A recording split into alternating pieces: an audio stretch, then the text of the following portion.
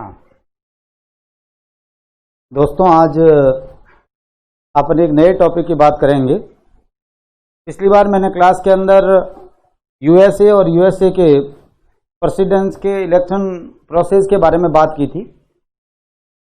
आज मैं बात करना चाह रहा हूँ एक दक्षिण के शंकराचार्य केशवानंद भारती। आपने नाम बहुत सुना होगा, और जिसने भी राजनीति विज्ञान, चाहे वो सीनियर सेकेंडरी में पढ़ा है, चाहे सेकेंडरी क्लासेज में पढ़ा है, चाहे कॉलेज कहीं भी पढ़ा है, केशवानंद भारती का नाम जरूर आया है। ये संत आत्मा तो इनकी आध्यात्मिक थी, परंतु इस आत्मा ने संविधान की आत्मा की रक्षा की। और केशवानंद भारती मामले में एक सर्वोच्च न्यायालय ने बहुत महत्वपूर्ण डिसीजन दिया, जिसमें आधारभूत ढांचे की बात कही गई। आज हम ये पढ़ेंगे कि आधारभूत ढांचा क्या है, वास्तव में ये आधारभूत ढांचे का कॉन्सेप्ट आया कहां से। आधारभूत ढांचे की बात सर्वोच्च न्यायालय ने ऐसे कौन से हालात बन गए जिसके कारण 1973 के अंदर अपने डिसीजन के अंदर उन्हें ये बात कहनी पड़ी। ये हम उसका बैकग्राउंड भी पढ़ेंगे, उसका थॉट भी पढ़ेंगे, कॉन्सेप्ट भी पढ़ेंगे कि है क्या। मैं सबसे पहले आपसे ये बात कर लूं कि वास्तव में ये समझना जरूरी है सबसे पहले कि ये कॉन्सेप्ट है क्या। आप अच्छी तरीके से जानते हैं कि किसी भी शासन के 3 अंग होते हैं, एक कार्यपालिका, व्यवस्थापिका और न्यायपालिका। कार्यपालिका का काम है कानून को क्रियान्वित करना। विधायिका, चाहे व्यवस्थापिका कहा जाता है या जिनको अपन पार्लियामेंट बोलते हैं, पार्लियामेंट का काम है कानूनों का निर्माण करना। और तीसरी है वो है न्यायपालिका। और इन तीनों ही जो बॉडीज हैं, जो पिलर हैं, ये पिलर एक सिस्टम के तहत काम करते हैं, एक बेसिक लॉ के तहत काम करते हैं, एक कॉन्स्टिट्यूशन के तहत काम करते हैं, एक सर्वोच्च विधि के तहत काम करते हैं, जिसे हम संविधान बोलते हैं। और संविधान का जो डॉक्यूमेंट है, आप अच्छी तरीके से जानते हैं कि अमेरिका का पहला जो लिखित संविधान था, किसी भी देश का, जिस देश का संविधान निर्मित है, जिस देश का संविधान लिखित है, उस लिखित या निर्मित संविधान के अंदर अमेंडमेंट करने की कैपेसिटी जो होती है वो उस पार्लियामेंट या जो उस संविधान के अंदर एक प्रोसेस दे रखा होता है, ये कैपेसिटी किसी न किसी एक अंग को दे रखी होती है जिसके तहत वो अमेंडमेंट करती है। अब सवाल यह है, सिंपल सा एक समझ की बात यह है कि कार्यपालिका को कानून क्रियान्वित करने का पावर है, उसकी लिमिट क्या है। क्योंकि कोई भी अंग कितना भी शक्तिशाली हो, उसके अंदर कोई न कोई नीत सीमा जरूर होती है, कोई न कोई लिमिटेशन जरूर होती है उसकी। अमेंडमेंट कॉन्स्टिट्यूशन के अंदर करने का पावर है। जैसे भारत के संविधान के अंदर यदि कोई संशोधन करना हो तो पार्लियामेंट के पास पावर है। पार्लियामेंट यदि कोई कॉन्स्टिट्यूशन में अमेंडमेंट करती है, सर्वोच्च विधि के अंदर कोई अमेंडमेंट करती है, तो वो अमेंडमेंट कितना कर सकती है, उसकी क्या लिमिट है, उसकी क्या सीमा है। क्या वो संविधान को पूरा का पूरा बदल सकती है? यदि वो संविधान को बदल सकती है तो कितना बदल सकती है? ये बात जो उभरी, ये वास्तव में एक कॉन्सेप्ट जो है ये तब जन्म लिया जब मैं आपको जानकारी के लिए बताऊं कि आप अच्छी तरीके से जानते हैं, नाम सुना भी होगा आपने जर्मनी का। और जर्मनी के अंदर वाइमर गणराज्य का जो संविधान था, जो 1919 से लगाकर 1949 तक जर्मनी के अंदर लागू रहा, उस संविधान के अंदर विद्यार्थियों एक आर्टिकल था 76। मैं वाइमर गणराज्य की बात कर रहा हूं। और वाइमर गणराज्य का जो आर्टिकल 76 था, उस 76 आर्टिकल के अंदर यह प्रावधान था कि वहां की जो राइक्सटैग है, वहां की जो पार्लियामेंट है, जिसको राइक्सटैग बोला जाता था, जो पार्लियामेंट है, वो पार्लियामेंट अपने 2/3 बहुमत से किसी भी भाग में, किसी भी आर्टिकल में संशोधन कर सकती है। 1933 के अंदर जर्मनी का डिक्टेटर बना, या जर्मनी के अंदर जो सत्ता में आई National Socialist German Worker Party, और उस जिसे नाजी पार्टी कहा जाता है, नाजी पार्टी अस्तित्व में आई। और नाजी पार्टी का मुखिया जब हिटलर वहां का तानाशाह बना, तो हिटलर के शासन सत्ता में आते ही वहां के जो अनुभव रहे वो हम सब जानते हैं। हिटलर ने सबसे पहले सत्ता में आते ही 1 माह के अंदर वहां इमरजेंसी आपातकाल की घोषणा कर दी, और आपातकाल की घोषणा करते ही उसने वहां के नागरिकों के जो फंडामेंटल राइट्स थे, कॉन्स्टिट्यूशन के अंदर जो दिए गए प्रावधान थे, जो उनको नागरिकों को दिए गए शक्तियां थी, विचार अभिव्यक्ति का अधिकार, संगठन बनाने का अधिकार, आवास का अधिकार, बंदी प्रत्यक्षकरण का अधिकार, इन सब पर कंप्लीटली हिटलर ने रोक लगा दी। पूरी तरीके से हिटलर ने रोक लगा दी।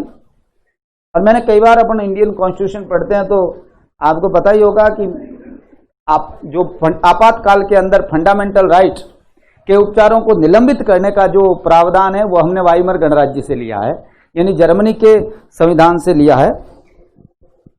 और हुआ ये, मैं आपको एक सिंपल बात बताना चाहता हूं कि जब उन्होंने फंडामेंटल राइट्स, जो विचार अभिव्यक्ति का, आवास का, बंदी प्रत्यक्षकरण का जो अधिकार था, जब नागरिकों के इनके उपचारों को वापस ले लिया गया, तो उसके बाद विद्यार्थियों मार्च 1933 के अंदर एक कानून बनाया गया, जो मैं आपको बता देना चाहता हूं कि वास्तव में उसे जनता और राष्ट्र के संकट को दूर करने वाला अधिनियम कहते हैं, या इनेबलिंग एक्ट के नाम से जाना जाता है। जानकारी आपको यह रखनी है कि इनेबलिंग एक्ट क्या है। इनेबलिंग एक्ट मार्च 1933, ये अमेंडमेंट एक ऐसा अमेंडमेंट था जिस अमेंडमेंट से यह किया गया कि जो कानून बनाने की शक्ति है वो राइक्सटैग से कार्यकारी पालिका ने ले ली, या मैं आपको कहूं एग्जीक्यूटिव बॉडी जो है वहां की सरकार है उसने अपने हाथ में ले ली। और ये कानून बनाने का काम जो है, ये यहां पर मैं आपसे ये कहना चाह रहा हूं कि जो राइक्सटैग के पास था, जो वहां की पार्लियामेंट के पास था, जो जर्मनी की संसद के पास था, वो कानून बनाने का अधिकार कार्यपालिका ने अपने पास ले लिया।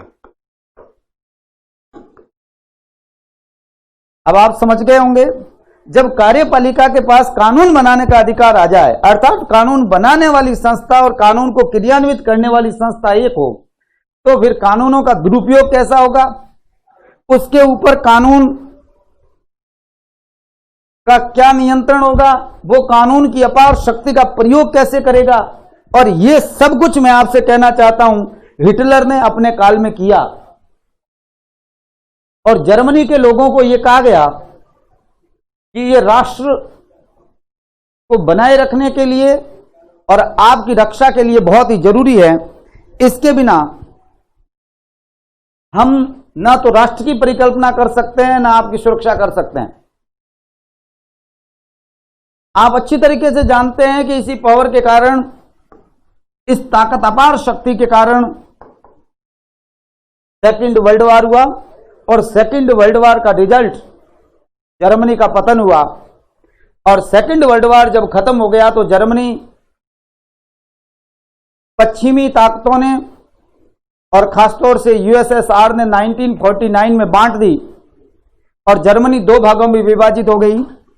एक को हम पूर्वी जर्मनी के नाम से जानते हैं, दूसरे को हम पश्चिमी जर्मनी के नाम से जानते हैं। पश्चिमी जर्मनी की जो पावर थी, नियंत्रण था, वो आप अच्छी तरीके से जानते हैं, पश्चिमी ताकतों के पास था, यूएसए के पास था, यूके के पास में था, यहां पर नियंत्रण फ्रांस का था, चाइना का था। और दूसरी तरफ जो ये जर्मनी है, यहां पर नियंत्रण था, ये यूएसएसआर का था।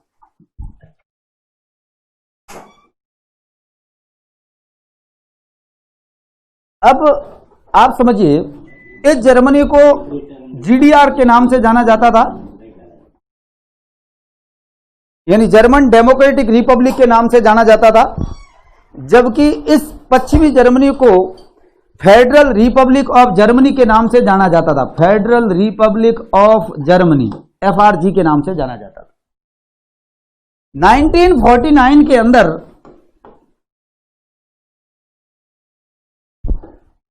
इस जर्मनी के लिए, फेडरल रिपब्लिक ऑफ जो जर्मनी है, इस जर्मनी के लिए एक कानून लाया गया, एक संविधान का मसौदा तैयार किया गया। और आप बहुत अच्छी तरीके से समझिए, इन मसौदे के अंदर उनके पूर्व के अनुभव शामिल थे। हिटलर ने वाइमर गणराज्य के अंदर का जो आर्टिकल 76 था, उस आर्टिकल 76 का फायदा उठाया। उसके अंदर जो पावर दी गई थी, कैपेसिटी दी गई थी, उसका मिसयूज किया और विदाई पावर और सभी की सभी शक्तियां अपने पास ले ली। तो जब यह संविधान बनाया जा रहा था, तो उन्होंने सीधा सीधा उनके दिमाग में यह विचार था कि एक ऐसा संविधान बनाया जाए जहां पर एक निहित सीमा शामिल हो, एक लिमिटेशन हो, और बिना लिमिटेशन के कुछ भी संभव नहीं। किसी भी अंग पर एक लिमिटेशन होना बहुत ही जरूरी है। और विद्यार्थियों, इस संविधान का एक आर्टिकल था 79 का क्लॉज 3, जिसके अंदर ये लिखा गया कि बेसिक लॉ, जो यहाँ का संविधान है, मैं आपको बता देता हूं, ये जो यहाँ का एफआरजी का जो कॉन्स्टिट्यूशन है, उसे कॉन्स्टिट्यूशन नहीं कहते हैं, उसे बेसिक लॉ बोलते हैं। क्या बोलते हैं? मैं यहाँ बेसिक लॉ बोल दूं या कॉन्स्टिट्यूशन बोल दूं, क्या कोई फर्क नहीं पड़ता। मगर आपको यदि ध्यान रहे, कभी तो ध्यान रखना कि उस समय पश्चिमी जर्मनी का जो या एफआरजी का जो संविधान था, उसे बेसिक लॉ बोला जाता था। जो यहाँ का बेसिक लॉ था, इस बेसिक लॉ के आर्टिकल 79 के क्लॉज 3 में लिखा गया कि अनुच्छेद 1 से लगाकर 20 के क्लॉज 9 तक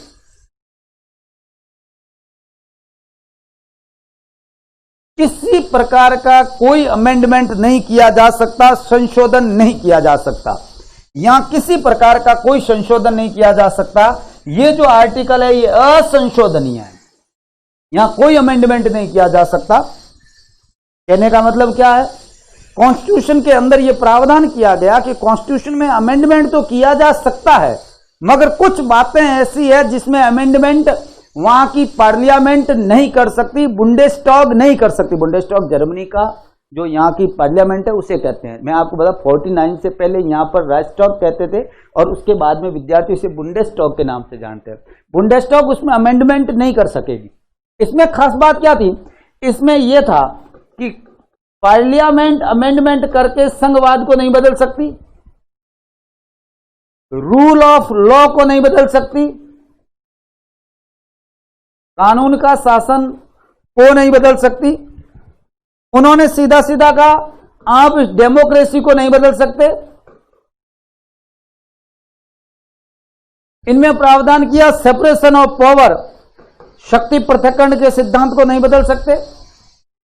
ऐसे कुछ प्रावधान इसके अंदर कर दिया गया। यानी मैं कहना यह चाह रहा हूं, और आपको बात मेरी यदि थोड़ी बहुत समझ में आ रही है, मैं जिस बात को आपकी तरफ पहुंचाना चाहता हूं वो बात यह है कि किसी भी सरकार के अंग पर यदि नियंत्रण नहीं है, तो सीधी सी बात है,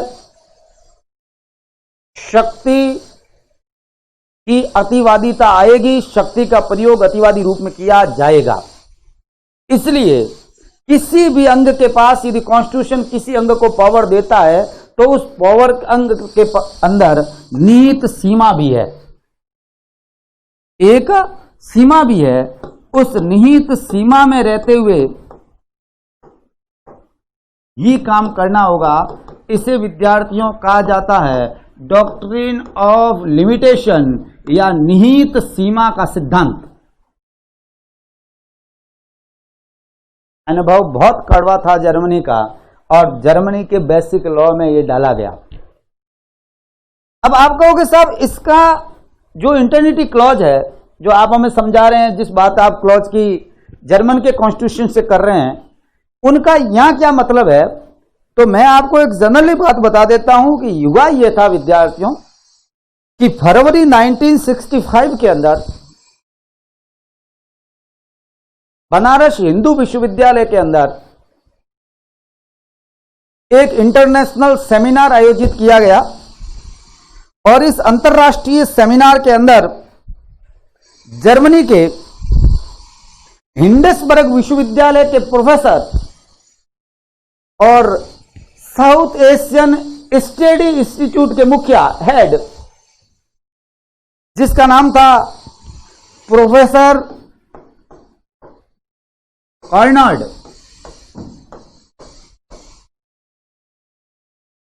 या प्रोफेसर डिटिश कार्नाड। ये प्रोफेसर जब बनारस हिंदू विश्वविद्यालय के अंदर पेपर प्रेजेंट किया उन्होंने, तो उस पेपर का हेडिंग था employed limitation of the amending power, अर्थात संशोधन की शक्ति की निहित सीमा। और उन्होंने जो बात कही, ये जर्मन के रहने वाले थे, हिंडसबर्ग विश्वविद्यालय के थे और इनके पास अनुभव अपना था, और उन्होंने उस पेपर के अंदर जो बात कही वो मेरी बात सुनिए। ये मैं जो बात कह रहा हूं ये उनका बैकग्राउंड था कार्नाड का। कार्नाड ने ये देखा था अपने देश के अंदर, अच्छी तरीके से समझा था कि वाइमर कॉन्स्टिट्यूशन कैसा था, उसके अंदर कौन सी कमियां थी जिनका बेनिफिट उठाया गया, और उस बेनिफिट की जो कमियां थी उसे दूर बेसिक लॉ में कैसे किया गया। क्या संविधान, दुनिया के जितने भी संविधान है, उस संविधान में संशोधन की जो शक्ति दी गई है उसके अंदर क्या सीमा निहित नहीं है, क्या उसकी सीमा निहित नहीं होनी चाहिए। उन्होंने सीधा सीधा कहा कि संशोधन की शक्ति के लिए जो जिम्मेदार निकाय है, मैंने आपसे कहा कोई हो सकता है ना, अमेंडमेंट कैसे किया जाता है, अमेरिकन कॉन्स्टिट्यूशन में अमेंडमेंट का अलग प्रोसेस होगा, हमारा अलग होगा, अलग देश के अंदर अलग अमेंडमेंट का पावर होगा और उनका प्रोसेस भी अलग होगा, हो सकता है किसी अलग निकाय जिसको भी दी। उन्होंने कहा संशोधन के लिए जिम्मेदार निकाय कितना भी शक्तिशाली क्यों ना हो, वो कभी भी मूल संरचना को नहीं बदल सकता, कभी भी वो उसे संशोधन करने की जो शक्ति है वो उसका असीमित प्रयोग नहीं कर सकता। उसके ऊपर कोई ना कोई सीमा जरूर लागू होगी, कोई ना कोई ऐसी सीमा जरूर है जिसका उसे पालन करना ही पड़ेगा। अर्थात जो निकाय है, जिम्मेदार निकाय है, उसमें निहित सीमा जरूर है, एक लिमिट उसके ऊपर जरूर है, जिस लिमिट को उन्हें ध्यान में रखना पड़ेगा। इसे कहते हैं doctrine of limitation. Doctrine of limitation किसने, ये कॉन्सेप्ट किसने दिया? कार्नाड ने। कहां से आया हुआ है, उसका प्रभावित कहां से? जर्मनी से, क्योंकि जर्मनी के बेसिक लॉ के अंदर ये प्रावधान है, उनका यहां से आया। और विद्यार्थियों, कार्नाड साहब ने जो बात कही, और कार्नाड साहब ने लास्ट में जाते जाते जब अपना पेपर प्रेजेंट कर रहे थे तो उन्होंने कुछ काल्पनिक सवाल हमारे सामने रखे। मैं उस बीएसयू यूनिवर्सिटी की बात कर रहा हूं जो पेपर प्रेजेंट किया गया और जो बाद में छपा।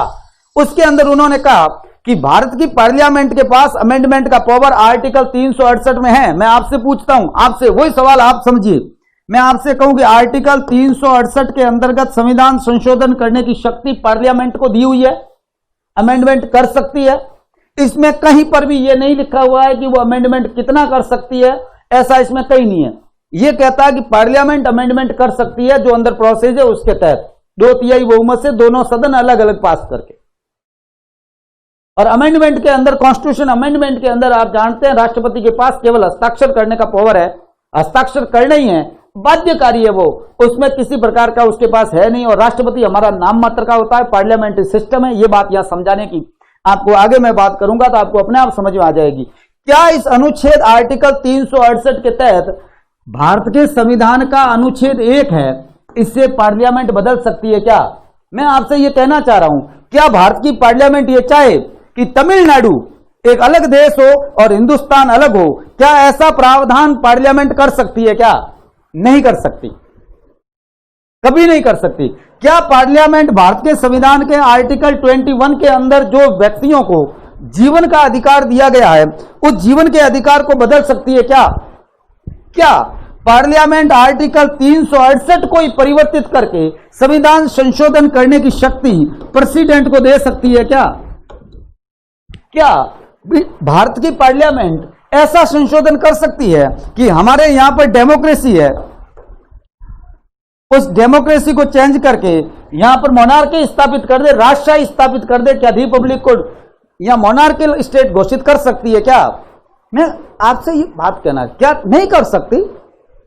ऐसा नहीं कर सकती। इसका मतलब यह हुआ कि कोई भी शासन का अंग है, उसको जो पावर दिए गए हैं उसके अंदर एक लिमिट है, एक सीमा है, और उसे उसी सीमा में रहते हुए काम करना होगा। और विद्यार्थियों, ये सीमा ही मैं आपसे कहना चाहता हूं, इसी सीमा को ही कहा जाता है आधारभूत ढांचा। ये आधारभूत ढांचा क्या है, मैं इसकी बात आपसे थोड़ी सी करूं और आप समझिए इन चीजों को, बहुत परफेक्टली समझना कि कैसे।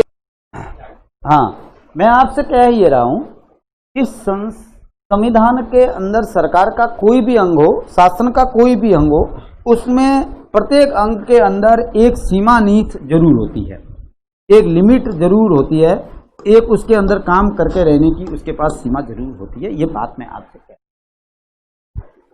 अब हुआ ये कि 1965 में जब ये पेपर पढ़ा गया फरवरी के अंदर, और उसके बाद विद्यार्थियों इस पेपर को पढ़ने का हिंदुस्तान के अंदर मौका मिला एक संविधान के विशेषज्ञ एडवोकेट, नाम आपने सुना है कि नहीं सुना है, मैं आपको लिख देता हूं, M.K. नाम्बियार साहब का। और आपने सुना है तो बहुत अच्छी बात है, और नहीं सुना है तो मैं आपको याद दिला देता हूं, वर्तमान में हमारे देश के जो एडवोकेट अटॉर्नी जनरल है के वेणुगोपाल साहब, के वेणुगोपाल साहब के ये पिताजी थे। अब इससे ज्यादा मैं क्या कह सकता हूं। और ये जो नाम्बियार साहब है, ये विद्यार्थियों गोलकनाथ केस के अंदर वकील थे। और जब गोलकनाथ केस के अंदर सर्वोच्च न्यायालय में विचार चल रहा था, मामले पर विचार चल रहा था, इस केस पर जब विचार विमर्श हो रहा था, 1967 की बात कर रहा हूं, उस समय नाम्बियार साहब ने ये जो बातें कॉर्नर्ड ने कही, वो बातें उन्होंने सर्वोच्च न्यायालय के समक्ष रखी। सर्वोच्च न्यायालय के कुछ जो न्यायाधीश थे, 11 जजों की बेंच थी, उसमें कई न्यायाधीशों ने यह जरूर माना कि आपकी बात तो ठीक है, आप जो कह रहे हैं वो बात तो हो सकती है कि आप ठीक कह रहे हैं, परंतु अभी ऐसे हालात नहीं है कि हम इस प्रकार का डिसीजन दें, निर्णय दें, हम ऐसा कहें, ऐसा संभव नहीं है। अर्थात अगर ऐसे हालात आने वाले समय में कभी बनते हैं और संविधान के ढांचे को नष्ट करने का प्रयास पार्लियामेंट यदि करती है, ऐसे हालात उभरते हैं, तो जो आप बात कह रहे हैं नाम्बियार साहब लिमिटेशन की, इस बात पर हम ध्यान देंगे। ये कमेंट सर्वोच्च न्यायालय ने, मैं ये कहना चाह रहा हूं, गोलकनाथ केस में कहा। गोलकनाथ केस में सर्वोच्च न्यायालय ने कोई ऐसी लिमिटेशन या कोई ऐसी बात नहीं की, उन्होंने केवल ये कहा कि अभी ऐसे हालात नहीं हैं और आने वाले समय में यदि ऐसा कुछ होता है, ऐसे हालात पैदा होते हैं, तो जरूर इस पर ध्यान दिया जाएगा। ये कुछ न्यायाधीशों ने अपने डिसीजंस के अंदर, अपने निर्णय के अंदर लिखा था। अब हालात 1967 के बाद बहुत जबरदस्त बदले, और यहां से आपको यदि बात समझ में आएगी तो बेसिक स्ट्रक्चर समझ में आएगा कि है क्या, ये बहुत जरूरी है। 1967 के अंदर देश की प्रधानमंत्री बनी विद्यार्थियों, आप जानते हैं 1966 में लाल बहादुर शास्त्री जी की डेथ हो गई, और उसके बाद एक वरिष्ठ नेता गुलजारी लाल नंदा साहब को कार्यवाहक प्रधानमंत्री बनाया गया। और गुलजारी लाल नंदा के बाद दावेदारी में जो लोग थे, उसमें खासतौर से मोरारजी देसाई जैसे लोग, सीनियर जो कांग्रेसी थे, सिंडिकेट जिसको बोला जाता था, सीनियर जो कांग्रेसी थे, उनमें मोरारजी देसाई सबसे आगे थे, के कामराज थे, नजीली गफ्फा थे, संजीव रेड्डी थे। ऐसे कांग्रेस के कुछ सीनियर लीडर्स अपने आप में ये समझते थे कि हम प्रधानमंत्री के लायक हैं, या प्रधानमंत्री का हक बनता है तो हमारा बनता है। परंतु कुछ ऐसे भी लोग थे, जैसे के कामराज साहब, आपको पता है तमिलनाडु से आते थे, और उनको खासतौर से अंग्रेजी और हिंदी दोनों नहीं आती थी। और हिंदी नहीं आना, देखिए, प्रधानमंत्री के लिए कोई योग्यता नहीं है। मैं ये नहीं कह रहा हूं कि प्रधानमंत्री बनने के लिए हिंदी आना जरूरी है, मगर जिस देश में ज्यादातर लोग ये बोलते हो, तो वो भाषा उनकी जुबान होनी चाहिए। ये मेरा कहने का मतलब, मैं कहना ये चाह रहा हूं। अब हुआ ये कि वो सीनियर कुछ लोग ये चाह रहे थे कि मोरारजी देसाई बनने से ठीक है कि इंदिरा गांधी को प्रधानमंत्री बना दें, और इंदिरा गांधी उस समय कम्युनिकेशन मिनिस्टर थी, राज्यसभा की सदस्य थी, और राज्यसभा की सदस्य होते हुए इंदिरा गांधी को देश का प्रधानमंत्री बना दिया गया, और विद्यार्थियों देश की प्रधानमंत्री बन गई इंदिरा गांधी। इंदिरा गांधी वास्तव में कम बोलने वाली थी, गूंगी गुड़िया कहा जाता है जिनको, जनरली कांग्रेसी लोग ही कहते थे। इंदिरा गांधी देश की प्रधानमंत्री बन गई, और जब इंदिरा गांधी देश की प्रधानमंत्री बनी तो बहुत कुछ चेंज हो गया। चेंज ये हुआ कि 1969 के अंदर विद्यार्थियों राष्ट्रपति के चुनाव हुए। कारण ये था कि आप जानते हैं जाकिर हुसैन साहब की डेथ हो गई, और जाकिर हुसैन के बाद में उपराष्ट्रपति उस समय हुआ करते थे वीवी गिरी, वो देश के राष्ट्रपति बन गए। उपराष्ट्रपति राष्ट्रपति बन जाता है, राष्ट्रपति बन गए। जब वीवी गिरी राष्ट्रपति बने तो राष्ट्रपति की मौत के बाद 6 महीने के अंदर चुनाव करवाना जरूरी था, और कांग्रेस ने 1969 के अंदर अपना प्रतिनिधि बनाया। ऐसे उस समय 15 लोग खड़े थे, मगर मैं आपको एक सिंपल बात बताना चाहता हूं। कांग्रेस ने अपना प्रतिनिधि बनाया नीलम संजीव रेड्डी को,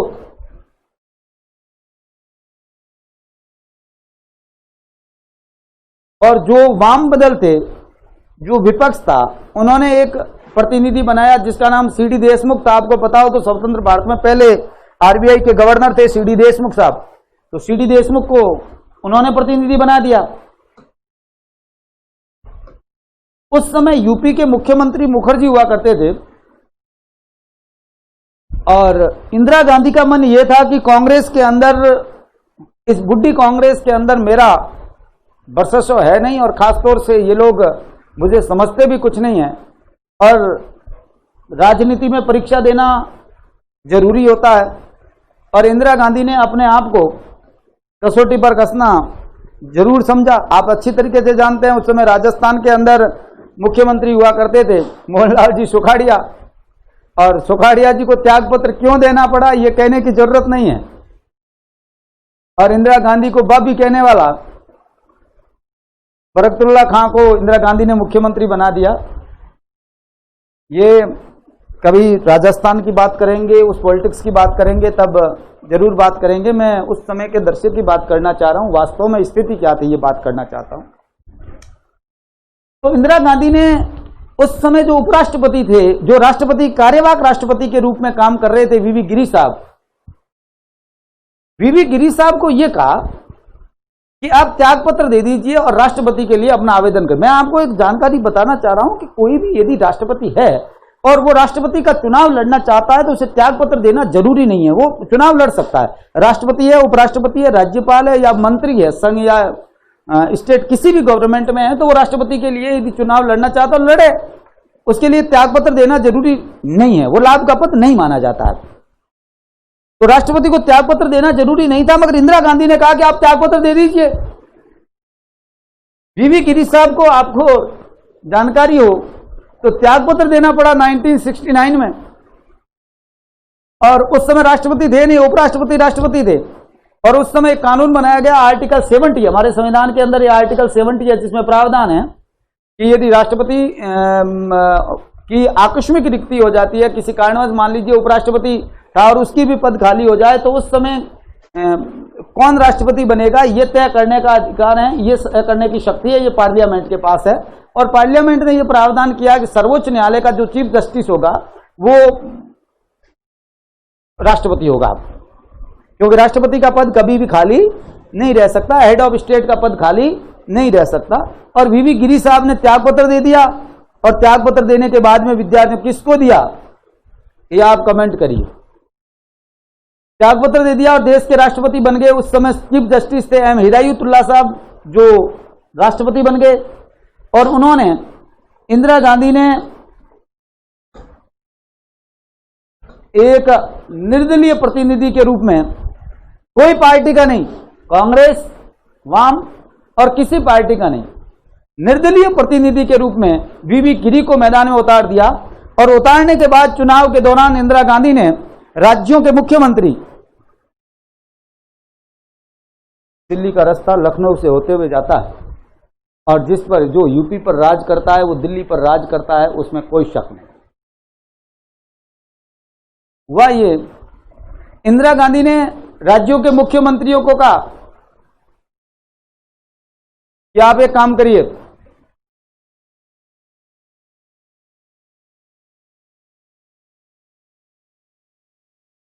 राष्ट्रपति के चुनाव में अपने पार्टी को वोट देना जरूरी नहीं है, आपका जो अंतःकरण कहे, आपका जो मन कहे, आपका जो दिल कहे, उसको वोट दो। और विद्यार्थियों, इंदिरा गांधी की इस आवाज ने, मैं आगे बात करूंगा, रामनारायण चौधरी, बिश्नोई जी वगैरह सबकी बात करूंगा कि राजस्थान में केवल 4 लोग थे जिन्होंने ही उस समय वोट दिया था, और बाकी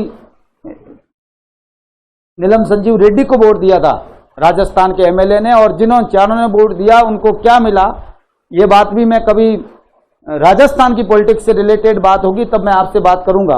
और वह ये कि इंदिरा गांधी के ये कहा कि बीबी गिरी अपने अंतःकरण की आवाज से वोट दो, और लोग समझ गए। और विद्यार्थियों, इंदिरा गांधी की आवाज पर, अंतःकरण की आवाज पर ये बीबी गिरी दूसरी वरीयता की मतगणना के आधार पर विजेता घोषित कर दिए गए, यानी जीत गए, और कांग्रेस का प्रतिनिधि हार गया।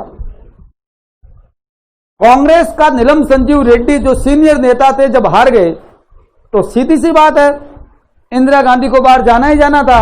और 1969 के अंदर विद्यार्थियों, इंदिरा गांधी को कांग्रेस से नवंबर में निष्कासित कर दिया गया और कांग्रेस विभाजित हो गई। इंदिरा गांधी ने अपनी नई कांग्रेस बना दी, और उस सेक्युलर कांग्रेस के आधार पर विद्यार्थियों, मैं आपको जानकारी के लिए बता देता हूं, डीएमके के समर्थन के आधार पर, कुछ अन्य वाम दलों के समर्थन भी बाहर से था, उनके आधार पर इंदिरा गांधी देश की प्रधानमंत्री बनी रही। और उसी प्रधानमंत्री काल के अंदर इंदिरा गांधी ने कुछ ऐसे झटके दिखाए देश को, जो आज मैं आपको बता देता हूं, प्राइवेटाइजेशन कर रहे हैं। उस समय इंदिरा गांधी ने प्राइवेटाइजेशन नहीं, नेशनलाइजेशन किया था। कई लोग कहते हैं कांग्रेस ने देश को क्या दिया, मुझे नहीं पता कांग्रेस ने दिया कि नहीं दिया। इस देश के समय ने, टाइम के साथ देश के सत्ता ने देश के लिए बहुत कुछ किया। और मैं आपको जानकारी के लिए बताऊं विद्यार्थियों, 1969 में इंदिरा गांधी ने 14 बैंकों का राष्ट्रीयकरण कर दिया, जिसकी 50 करोड़ और इससे ऊपर की संपत्ति थी, उनको टोटल का 14 बैंकों का राष्ट्रीयकरण कर दिया गया और कह दिया गया कि राष्ट्रीयकृत है, प्राइवेट बैंक नहीं होगी। मामला सुप्रीम कोर्ट में चला गया। आरसी कूपर का नाम आपने सुना है कि नहीं सुना है? आरसी कूपर मामला या बैंक नेशनलाइजेशन का मामला, बैंक राष्ट्रीयकरण का मामले के नाम से जाना जाता है। आरसी कूपर के मामले के अंदर 11 जजों की बेंच बैठी और 11 जजेस की बेंच ने विद्यार्थियों, इंदिरा गांधी का ये नेशनलाइजेशन करने का जो प्रावधान किया था, इसको निरस्त कर दिया, खत्म कर दिया, असंवैधानिक घोषित कर दिया कि उसके संपत्ति का अधिकार है, उनसे आप नहीं छीन सकते।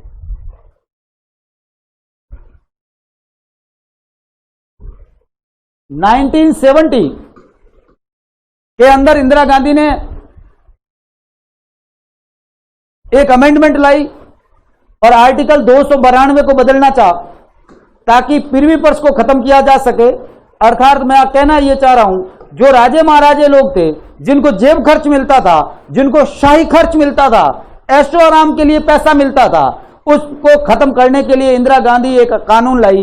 परंतु राज्यसभा में बहुमत नहीं होने के कारण इंदिरा गांधी ये कानून पास नहीं करवा पाई। अंततः ये प्रिवी पर्स खत्म किया। माधवराव सिंधिया, आपको पता हो तो उस समय ग्वालियर के महाराजा साहब सुप्रीम कोर्ट में गए और प्रिवी पर्स पर हक जताने के कारण सुप्रीम कोर्ट का प्रिवी पर्स के फेवर, इस फेवर में डिसीजन आ गया कि राजाओं को ये मिलना चाहिए, उनको अधिकार है। आर्टिकल 292 उनको ये राइट देता है कि उनको प्रिवी पर्स उनका हक है और उन्हें मिलना चाहिए। विद्यार्थियों, मैं कहना यह चाह रहा हूं, एक तरफ सरकार वेलफेयर के लिए काम कर रही है और दूसरी तरफ सर्वोच्च न्यायालय के जो निर्णय हैं वो फंडामेंटल राइट के आधार पर, अर्थात दो लोग आपस में संविधान के भाग टकरा रहे हैं। एक तरफ वेलफेयर स्टेट की स्थापना करने वाला डीपीएसपी और दूसरी तरफ फंडामेंटल राइट, इनकी टकराव थी। इंदिरा गांधी ने विद्यार्थियों 1970 के अंदर जनता के सामने तो देख लिया और उसने मन भाप लिया कि अब एक मौका है लोगों के बीच जाने का, और क्यों नहीं इस मौके का सही फायदा उठाया जाए। और इंदिरा गांधी ने बहुत अच्छा फायदा उठाया और 1970 के अंदर विद्यार्थियों चुनाव की घोषणा कर दी। 71 में 5वीं लोकसभा के चुनाव हुए। गरीबी हटाओ को इंदिरा गांधी ने नारा दिया। जनता के सामने इंदिरा गांधी ने मुद्दे रखे और कहा मैं क्या करना चाहती हूं और क्या नहीं होने दिया जा रहा है। जनता ने इंदिरा गांधी को पसंद किया और 352 सीट के साथ इंदिरा गांधी को प्रचंड बहुमत लोकसभा में मिला और इंदिरा गांधी देश की प्रधानमंत्री बन गई। और जो उसके विरोध की बात कर रहे थे, कांग्रेस के, जो बुड्ढी कांग्रेस थी, उस कांग्रेस के केवल और केवल 16 सीट जीत पाए। मैं आपको कहना चाह रहा हूं, राजे और महाराजे जितने भी लोकसभा में पहुंचते थे वो सब के सब हारे। एक आध अपवाद छोड़ दूं, विजय राजे का और माधवराव का, यदि अपवाद छोड़ देते तो उसको सिवाय कोई भी नहीं। और देश के अंदर एक बहुत बड़ा परिवर्तन 1971 में आया।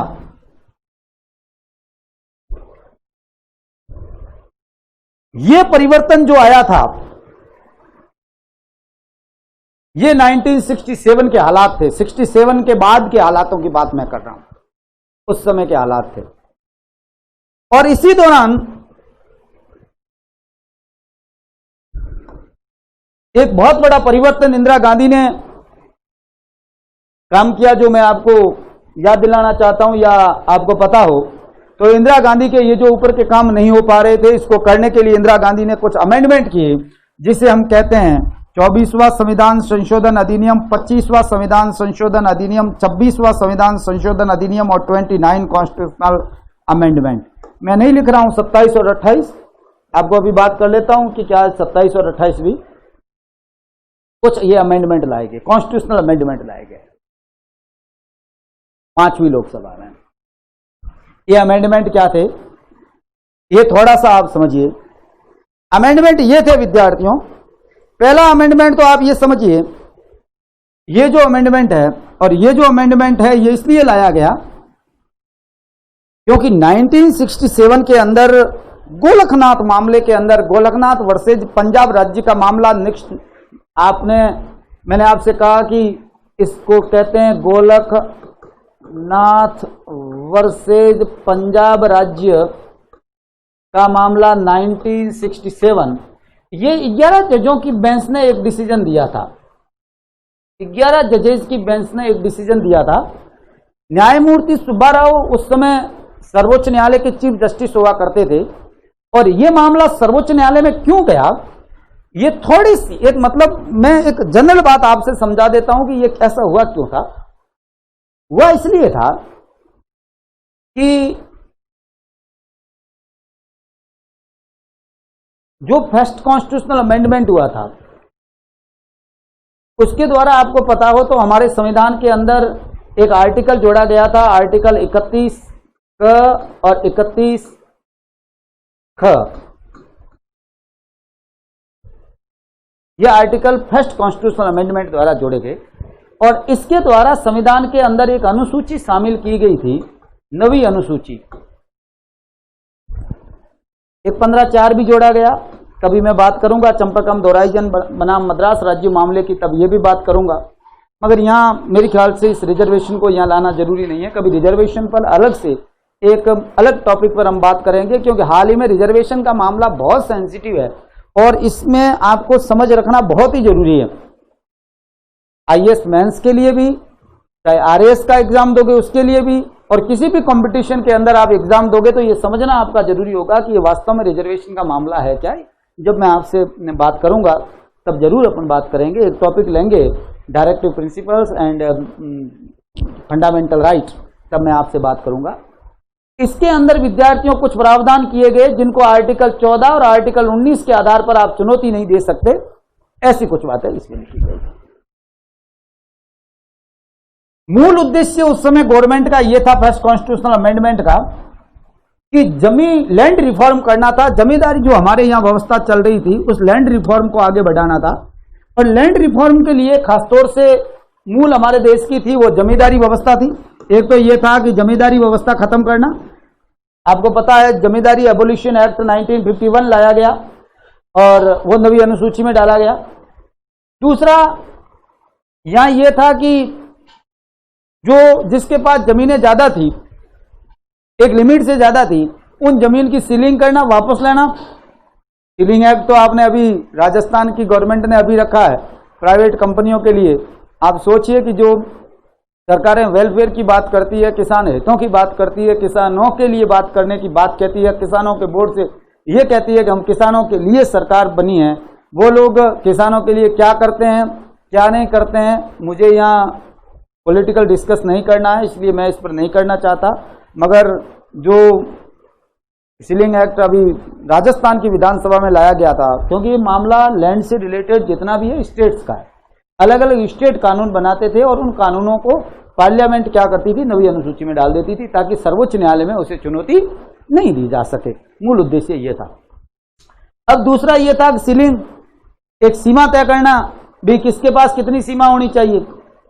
और सीमा में क्या था कि जो बड़े बड़े जागीरदार थे, जमींदार थे, जो लॉर्ड्स थे, उनके पास में अकूत प्रॉपर्टी थी और उस प्रॉपर्टी को एक्वायर करोगे तभी तो आप पब्लिक को, गरीब लोगों को बांटोगे, नहीं तो गरीब लोगों को कहां से बांटोगे भाई। जमीन बढ़ाई थोड़ी जा सकती है आप उनको। और दूसरी बात, यदि उसकी प्रॉपर्टी को आप खरीदते हैं तो इतनी खरीदना सरकार के बस की बात भी नहीं है कि उनको कितनी दें। क्योंकि हमारे तो क्या था कि आर्टिकल 31 जो था उसमें यह लिखा हुआ था किसी भी व्यक्ति को कानून के प्राधिकार के बिना संपत्ति से वंचित नहीं किया जाएगा। और 31 का क्लॉज 2 ये था कि यदि किसी व्यक्ति का लोक हित में, पब्लिक इंटरेस्ट के अंदर प्रॉपर्टी का अधिग्रहण किया जाता है, एक्वायर किया जाता है, तो उसे उचित क्षतिपूर्ति दी जाएगी। उचित शब्द नहीं था, सॉरी, क्षतिपूर्ति दी जाएगी, यह शब्द कहा गया। और क्षतिपूर्ति देना कैसे दें, यह भी एक बड़ी प्रॉब्लम थी।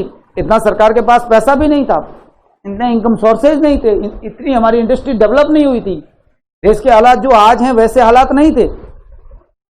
आप समझ रहे हैं इस बातों को। और इसलिए विद्यार्थियों कुछ एक्ट ऐसे पास किए गए जिसमें सीलिंग लगाई गई। परंतु हुआ ये कि जमीनें कई प्रकार की हमारे यहां बंदोबस्त व्यवस्था थी। आप पता, स्थायी बंदोबस्त व्यवस्था कॉर्नवालिस की आपने पढ़ी है, महलवाड़ी व्यवस्था आपने पढ़ी है, इजारेदारी व्यवस्था जिसमें ठेका दिया जाता, बोली लगाई जाती थी, वो व्यवस्था आपने पढ़ी है। ऐसी की ऐसी एक हमारे यहां व्यवस्था चलती थी जिसका नाम था रैयतवाड़ी व्यवस्था। और रैयतवाड़ी व्यवस्था आपको पता है कि 1803 के अंदर, 1802 के अंदर जब टॉमस मुनरो ने बंबई में पहली बार ये प्रैक्टिस की, और इसमें यह था, रैयत का मतलब होता है किसान, मालिक, जो जमीन का मालिक है किसान है रैयत, यानी किसान जो है उसको जमीन का मालिक बना दिया गया, वो उसका मालिक होगा। और जो किसान है वो अंग्रेजों को फिक्स जो होती थी, जितनी लैंड थी उसके हिसाब से उनको लगान देनी होती थी, वो देता। सीधा किसान सीधा लगान देता था, किसान सीधा जमीन का मालिक होता था। मालवाड़ी में ऐसा नहीं होता, स्थायी बंदोबस्त में ऐसा नहीं होता, इजारादारी में ऐसा नहीं होता, मगर यहां रैयतवाड़ी में ऐसा। रैयतवाड़ी व्यवस्था जमींदारी व्यवस्था नहीं है, मेरा कहने का मतलब यह है। यह ठेका व्यवस्था भी नहीं है, इसमें तो किसान ही जमीन का मालिक है। और जब किसान ही जमीन का मालिक है तो आप जमीन किसको देना चाहते हैं, किसानों को ही तो हक देना चाहते हैं। तो रैयतवाड़ी व्यवस्था को संपत्ति के अंदर नहीं रखा था, खास तौर से इसको लैंड रिफॉर्म से बाहर रखा गया था। इंदिरा गांधी ने के काल से पहले, खास में 64 की बात करूं, उस समय एक अमेंडमेंट हुआ था, 17 कॉन्स्टिट्यूशनल अमेंडमेंट, और किया ये कि रैयतवाड़ी व्यवस्था को थी, जो रैयत थी जिसकी जमीन के मालिक किसान थे, उस जमीन पर भी सीलिंग लगा दी गई। और ये कहा गया कि किसी भी किसान के पास 30 एकड़ से ज्यादा जमीन नहीं होगी। ये पंजाब में प्रावधान किया गया, लैंड रिफॉर्म एक एक्ट लाया गया, और 63 में जो पंजाब का लैंड रिफॉर्म कानून था उसमें परिवर्तित किया गया, अमेंडमेंट करके ये कह दिया गया कि किसी भी किसान के पास 500 एकड़ से ज्यादा जमीन है, 30 एकड़ से ज्यादा जमीन है, तो उस जमीन को सरकार अधिग्रहण करके दूसरों को बांट सकती है।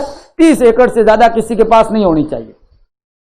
परंतु यही हुआ कि पंजाब के अंदर 2 भाई थे, एक का नाम था विद्यार्थी हेनरी और एक का नाम था विलियम। हेनरी और विलियम के पास 500 एकड़ जमीन थी। जमीन कानून के अनुसार कितनी हो सकती है,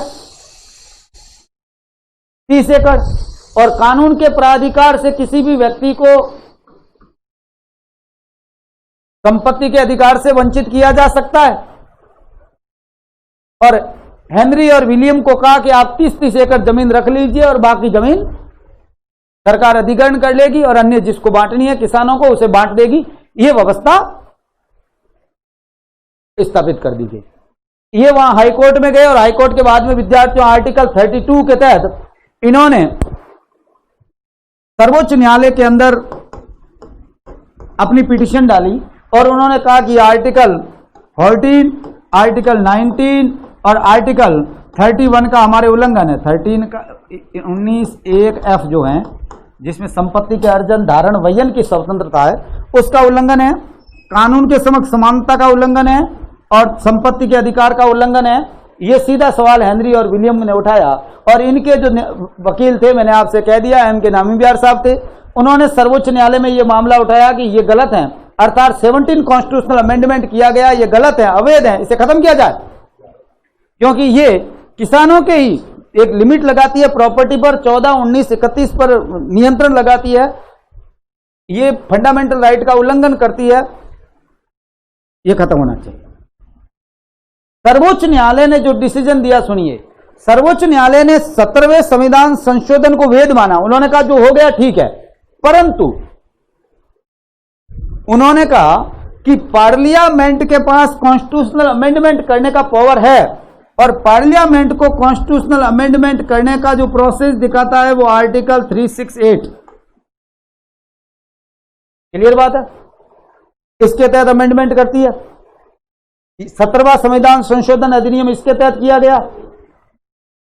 दूसरी तरफ एक आर्टिकल है, आर्टिकल 13। देखिए, ये दोनों आर्टिकल आपस में टकराते रहते हैं। क्यों? क्योंकि ये पार्लियामेंट को अमेंडमेंट का पावर देती है और ये फंडामेंटल राइट की रक्षा की बात करती है कि फंडामेंटल राइट का आप उल्लंघन नहीं कर सकते। अब मेरी बात अच्छी तरीके से सुनिए।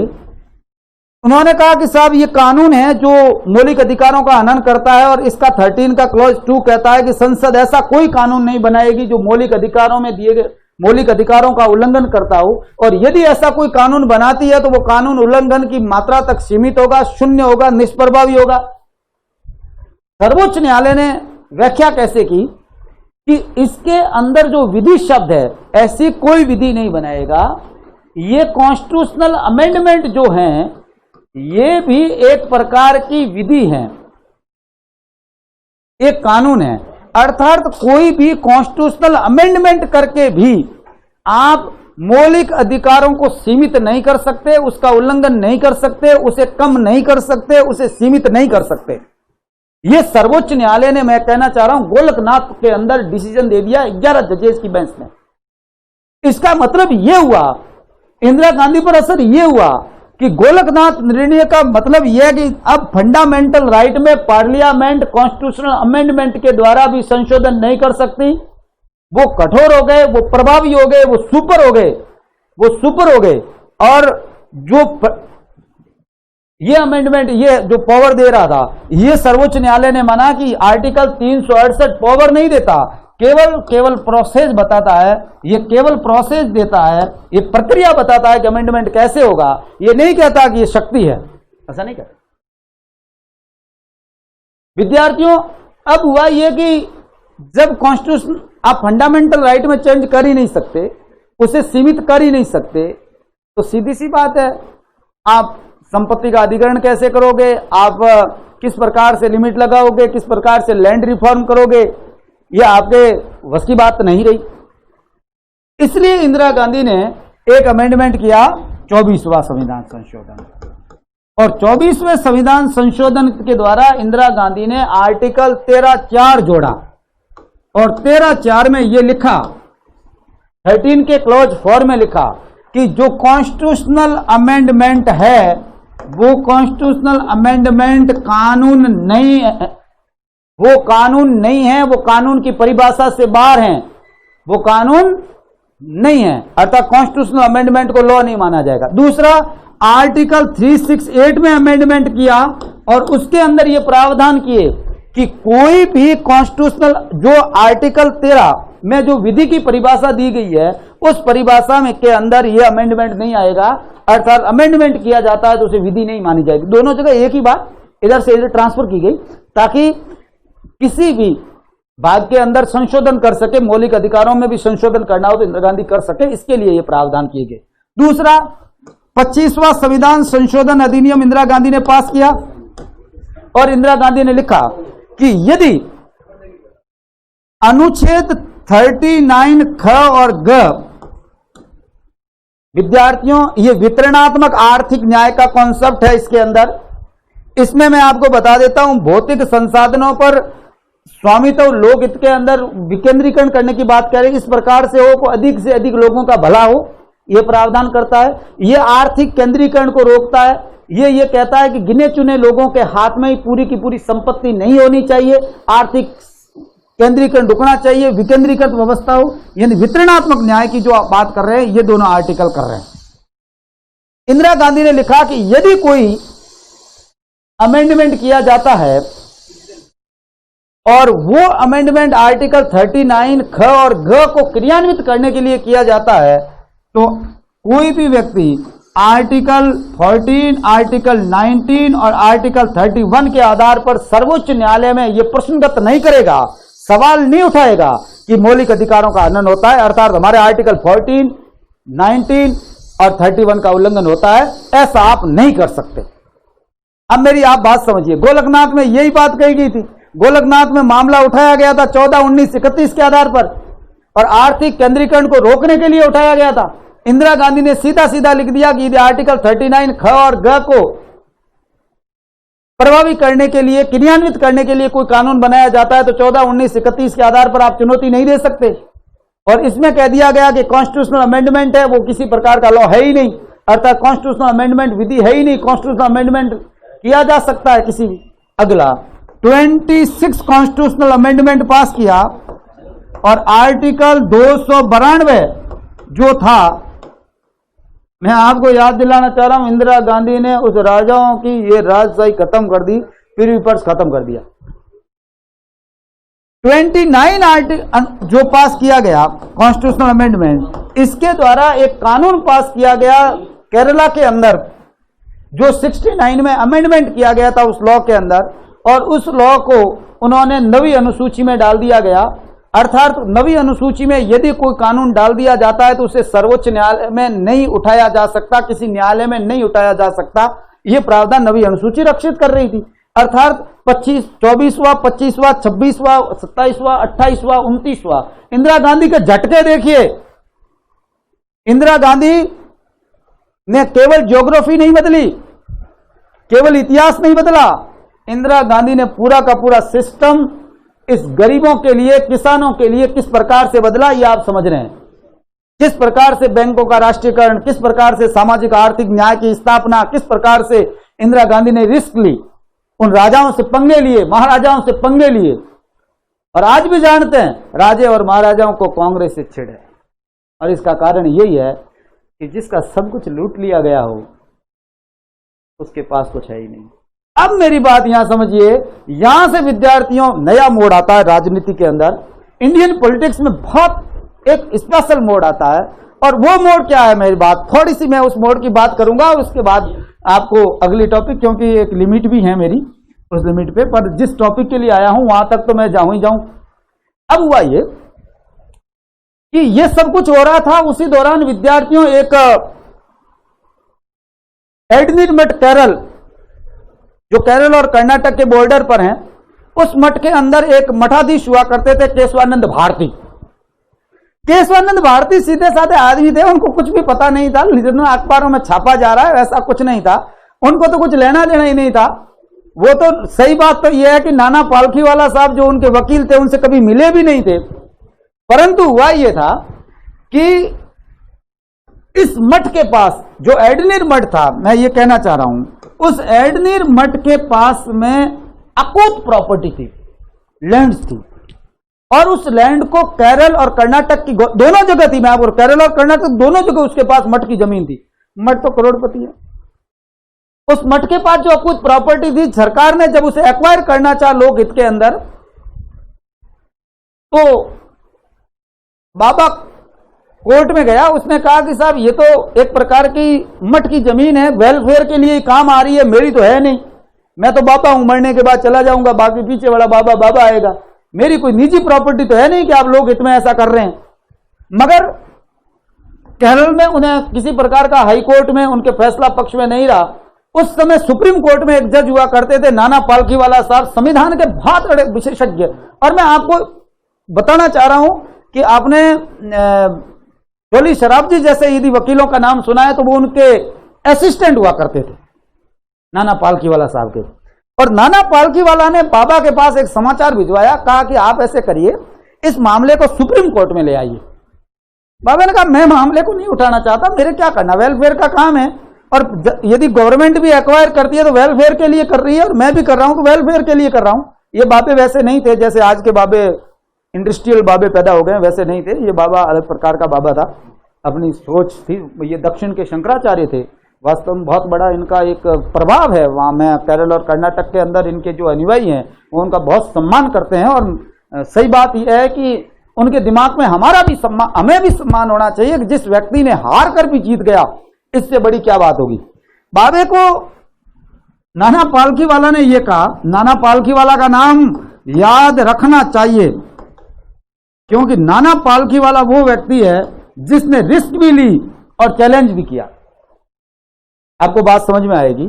नाना पालकीवाला ने इस बात को सर्वोच्च न्यायालय में, देखिए किसी संपत्ति का अधिग्रहण करते हैं, आर्टिकल 39 ख और ग को क्रियान्वित करने के लिए आप प्रावधान करते हैं, तो मैंने कहा कि 14, 19 और 31 के आधार पर चैलेंज नहीं कर सकते। ये बात मैंने पहले कह दी, इंदिरा गांधी ऐसा कर चुकी थी।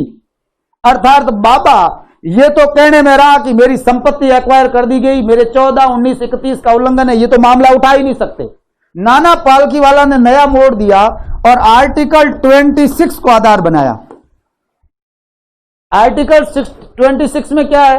धार्मिक मामलों में प्रबंधन की स्वतंत्रता है। 25, 26, 27, 28 धार्मिक स्वतंत्रता का अधिकार पड़ा होगा। बाबे ने कहा कि ये मठ जो हैं, ये मठ क्या है? धार्मिक संस्था है, और किसी भी धार्मिक संस्था को अपनी संपत्ति का खरीदने का, उसको मैनेजमेंट करने का पूरा राइट है। अर्थात मठ की जमीन सरकार लेती है, ये बाबे के आर्टिकल 26 का उल्लंघन है। धार्मिक संपत्ति है, ये किसी की निजी संपत्ति नहीं है, अर्थात ये आर्टिकल 26 का उल्लंघन है, ऐसा नहीं होना चाहिए। ये नाना पालकीवाला ने सवाल उठाया।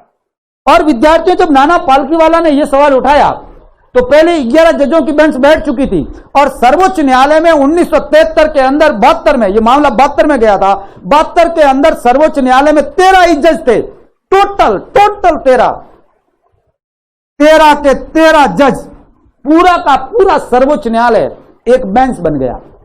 और इस बेंच, उस समय सर्वोच्च न्यायालय के चीफ जस्टिस हुआ करते थे SM सीकरी साहब। आपने नाम सुना है तो, और नहीं सुना है तो बहुत बड़ी गलती है आपकी, ये याद रखना चाहिए, क्योंकि आप जानते हैं कल से अखबारों में ये नाम चल रहा है। SM सीकरी साहब हुआ करते थे, और पूरा का पूरा सर्वोच्च न्यायालय एक बेंच बन गया।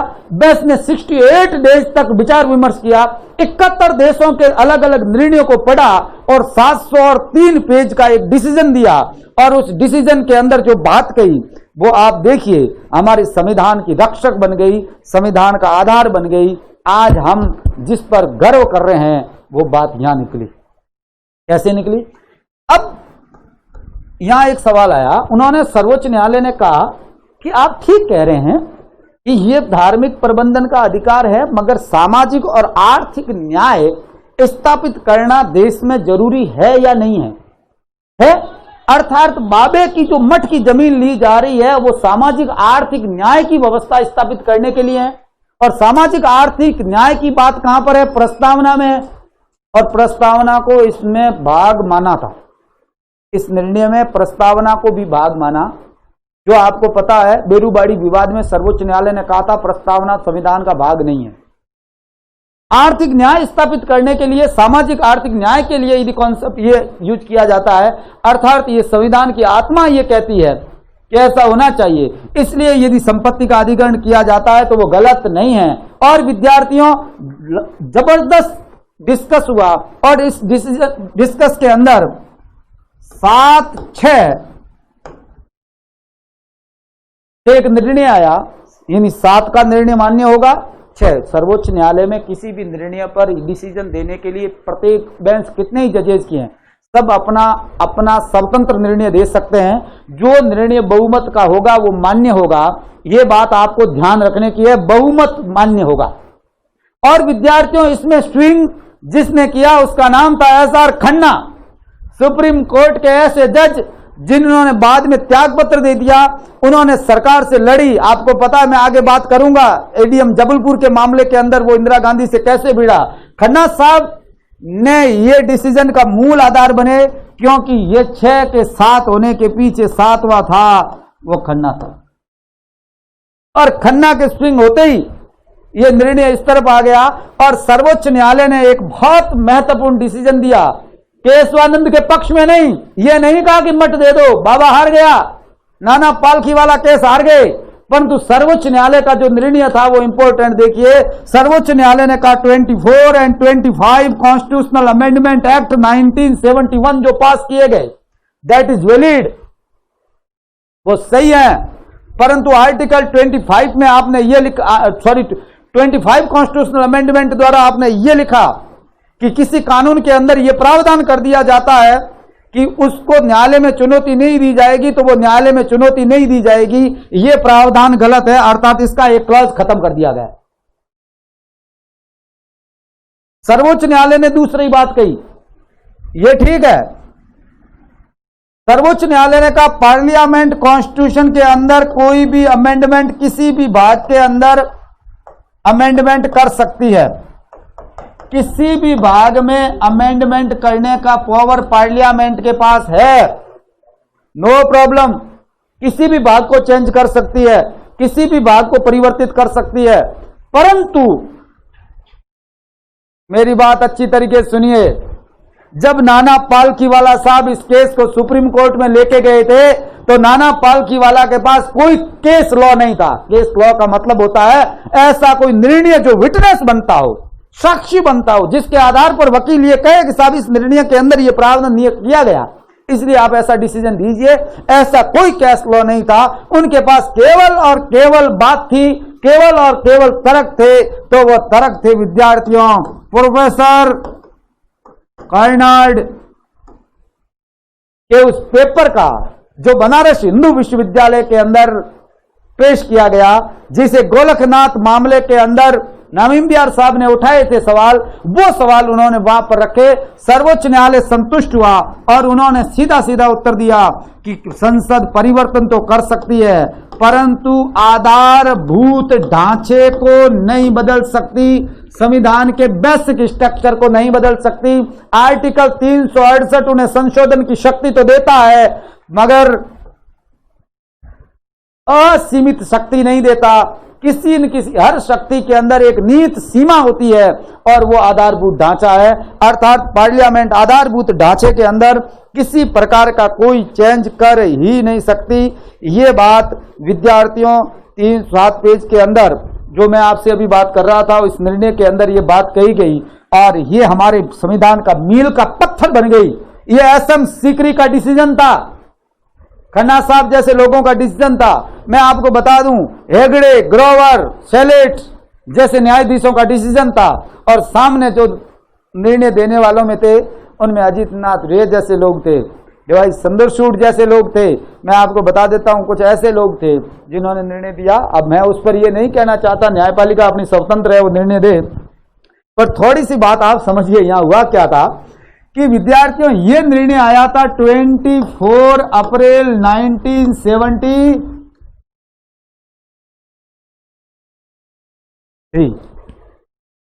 और इस निर्णय के दूसरे दिन एस.एम. सीकरी साहब रिटायर्ड हो गए। यानी 25 तारीख को सीकरी साहब रिटायर्ड हो गए। और जब सीकरी साहब रिटायर्ड हुए, मेरी बात सुनिए, आपके दिमाग में विचार आ रहा होगा कि कोई भी सर्वोच्च न्यायालय का जज रिटायर्ड होता है तो वो झटके देता है, अच्छे अच्छे कुछ कुछ ऐसी बातें करके जाता है ताकि लोग उसे याद करें। अयोध्या का मामला आप अच्छी तरीके से जानते हैं, 377 का मामला आप जानते हैं, बहुत सारे आईपीसी का 377 जिसमें आपको पता होगा होमोसेक्सुअलिटी का मैटर था, आप जानते हैं। आधार के केस आपने सुने होंगे, शबरीमाला का मामला आपने सुना होगा, और हाल ही में आपको पता होगा कई ऐसे निर्णय हैं जो मैं उस पर डिस्कस तो नहीं करना चाहता, मगर आप जानते हैं। और एसएम सीकरी ने जाते जाते ये निर्णय दिया था अपने अंतिम दिन, 25 तारीख को रिटायर्ड हो गए। और रिटायर्ड के बाद 25 तारीख को वरिष्ठतम न्यायाधीश थे विद्यार्थियों हेगड़े साहब। एक थे हेगड़े, एक थे शेलेट और एक थे ग्रोवर। ये वरिष्ठ थे। और इसके बाद चौथे नंबर पर आते थे, वो आते थे एएन रे, अजित नाथ रे। इन्होंने आधारभूत ढांचे की बात कही, अर्थात इंदिरा गांधी के जो इंदिरा गांधी असीमित शक्तियां चाहती थी उस पर लिमिटेड पावर लगा दी, उसके ऊपर लिमिटेशन लगा दिया, आधारभूत ढांचे की बात कह दी। तो इंदिरा गांधी इनसे बहुत नाराज हुई। और आपको पता है इस आधारभूत ढांचे का सबसे ज्यादा मजाक बनाया वो सरदार स्वर्ण सिंह समिति ने बनाया, 42 कॉन्स्टिट्यूशनल अमेंडमेंट ने बनाया। मैं इसकी बात कभी किसी क्लास में करूंगा, आगे की क्लास में करूंगा, यहां बात नहीं करना चाहता वहां पर उन्होंने क्या किया। परंतु आप सोचिए, इन्होंने इंदिरा गांधी ने विद्यार्थियों इन तीनों की वरिष्ठता का उल्लंघन करते हुए, हेगड़े, सेलेट और ग्रोवर की वरिष्ठता का उल्लंघन करते हुए अजित नाथ रे को सर्वोच्च न्यायालय का, इंडिया का chief justice of India, Bharat का सर्वोच्च न्यायालय का मुख्य न्यायाधीश बना दिया। और इन तीनों की वरिष्ठता का हनन हुआ। अर्थात वरिष्ठता देखिए, सर्वोच्च न्यायालय में सबसे वरिष्ठतम न्यायाधीश चीफ जस्टिस बनता है, परंतु जब इनकी वरिष्ठता का हनन हुआ तो इन्होंने अपना त्याग पत्र दे दिया। इन्होंने कहा नो, हम नहीं रहना चाहते। जब यदि हालात ही हैं, वतन के हालात बताने लगेंगे तो पत्थर भी आंसू बहाने लगेंगे। जिसे सुना था जीवन का रक्षक, हमें क्या पता सताने लगेंगे। कैसे पार उतरेगी नैया जब मल्लाही किस्ती डुबाने लगेंगे। मेरे वतन को ऐसों से बचा लो वरना ये कुर्सी तक खाने लगेंगे। हालात ये बन गए थे देश के। और विद्यार्थियों, अजित नाथ रे जब वहां पर चीफ जस्टिस बने तब देखिए, हद तो तब हुई, हद अभी तक नहीं हुई, हद अब देखिए। अजित नाथ रे ने कहा जो निर्णय दिया गया है केशवानंद भारती मामले में उसका हम रिव्यू करेंगे। रिव्यू का मतलब हमारा दोबारा अवलोकन करेंगे, हम रिव्यू करेंगे। मैं आपको जानकारी के लिए बता देता हूं, किसी भी मामले में यदि निर्णय दिया गया है और उसमें यदि रिव्यू पिटीशन डाली जाएगी तो ही रिव्यू होगा। कोई उसका असंतुष्ट पक्ष ये कहता है कि रिव्यू किया जाए तो रिव्यू होगा, नहीं तो आप रिव्यू नहीं कर सकते। अजित नाथ रे ने मर्जी से ही रिव्यू का मामला उठा दिया। नाना पालखीवाला ने उठाया। कोर्ट के अंदर देखिए, जो वकील हार गया उस आदमी का जिगर देखिए, उस आदमी की हिम्मत देखिए, उसका संविधान में विश्वास देखिए। उस आदमी ने अजित नाथ रे साहब को कहा कि आप रिव्यू किस आधार पर कर सकते हैं, जब मामला मेरा था और मैंने लड़ा, और उसके बाद जब आप अच्छी तरीके से जानते हैं मैंने रिव्यू पिटीशन डाली नहीं, तो आप किस आधार पर रिव्यू कर सकते हैं। अजित नाथ रे ने नजर झुकाकर जवाब दिया, वो भी सुनिए। उसने कहा कि तमिलनाडु के एडवोकेट जनरल की एक पिटीशन आई है जिसके अंदर रिव्यू करना जरूरी है। तमिलनाडु का एडवोकेट जनरल पीछे ही उस कोर्ट में बैठा हुआ था। उसने कहा साहब शर्म करिए, मैंने कब कहा, मैंने कोई पिटीशन डाली नहीं। अजित नाथ रे साहब के साथ क्या हुआ होगा मुझे नहीं पता, मगर जितना होना चाहिए उससे ज्यादा हो गया था। और विद्यार्थियों, यह निर्णय कायम रहा और आज भी यह निर्णय हमारे सर्वोच्च न्यायालय का संविधान का रक्षक निर्णय कहलाता है। यह संविधान का आधार कहलाता है, जो पार्लियामेंट के पावर पर लिमिट लगाता है, असीमित शक्ति को नियंत्रित करता है, हमारे अधिकार और संविधान की रक्षा करता है और एक ऐसे स्टेट को स्थापित करता है, ऐसे संविधान को स्थापित करता है जिस पर हम गर्व कर सकते हैं। यह निर्णय था केशवानंद भारती बनाम केरल राज्य का निर्णय। परंतु एक बात मैं जाते जाते कहना चाह रहा हूं, सवाल यह है कि साहब आपने ये बात तो कह दी कि निर्णय की जो कॉन्सेप्ट था वो तो कॉर्नेड साहब का था, परंतु जब कोई भी कॉन्सेप्ट है, कोई भी आता है सर्वोच्च न्यायालय के अंदर, तो सीधी सी बात है उसमें कोई तो कोई बहस बनता होगा। और इसके अंदर 71 देशों के संविधानों के अलग अलग डिसीजंस के जो निर्णय थे वो पढ़े गए। और उसके अंदर विद्यार्थियों, जो पालखीवाला साहब थे, इनके 2 असिस्टेंट थे, एक थे फली एंड नरीमन साहब, आपने नाम सुना होगा, और दूसरे थे विद्यार्थियों, मैंने अभी आपसे कहा शोली शराब जी साहब, इनके असिस्टेंट थे। फली एंड नरीमन साहब ने कुछ बातें कही है वो बात आप सुनाना चाह रहा हूं, मैं कहना चाह रहा हूं कि फलियान नरीन साहब ने ये कहा कि ये जो बेसिक स्ट्रक्चर की बात है, बुनियादी विशेषता की बात है, ये वास्तव में बुनियादी विशेषता की बात जो है, ये सज्जन सिंह बनाम राजस्थान राज्य के मामले में जो न्यायमूर्ति मुंडोलकर साहब थे, उन्होंने पहले ही ये बात कही थी, मगर उन्होंने कोई ऐसा नहीं कहा था उसमें चेंज नहीं कर सकती, बुनियादी विशेषता की बात जरूर कही। परंतु सर्वोच्च न्यायालय ने एक पाकिस्तान, देखिए पाकिस्तान ज्यादातर लोगों के दिमाग में ये रहता है, ज्यादातर क्या सबके ये जनरली रहता है हमारा दुश्मन है, मगर देखिए कुछ चीजें दुश्मन की भी अच्छी होती है, कुछ चीजें समय के साथ दुश्मन निभा नहीं पाते हैं, वो बात अलग है। अच्छी बात अच्छी कहनी चाहिए। पाकिस्तान में एक संविधान बनाया गया था, जैसे हमारा 50 में बना था, वैसे पाकिस्तान में 56 में एक धर्मनिरपेक्ष संविधान बनाया गया था।